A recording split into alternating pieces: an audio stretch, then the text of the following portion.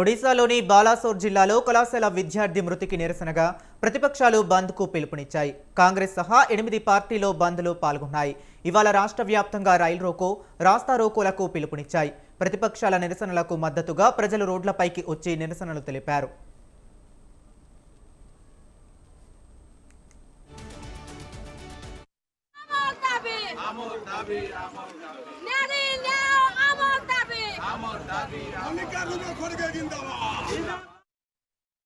బాధితురాలిని రక్షించడంలో BJP విఫలమైందంటూ నినాదాలు చేశారు. ఈ కేసులో నిందితుడిని రక్షించేందుకు బీజేపీ ప్రయత్నాలు చేస్తున్నాయంటూ ప్రతిపక్షాలు ఆరోపిస్తున్నాయి.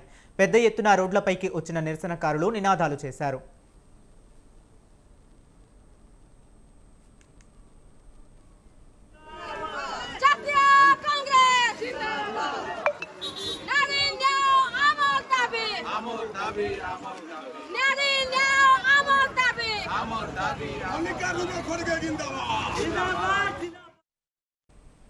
పలు చోట్ల రైల్వే స్టేషన్లలోకి వెళ్లిన నిరసనకారులు రైళ్లను ఆపే ప్రయత్నం చేశారు. దీంతో రంగంలోకి దిగిన ఆర్బీఎఫ్ పోలీసులు ఆందోళనకారులను అడ్డుకున్నారు.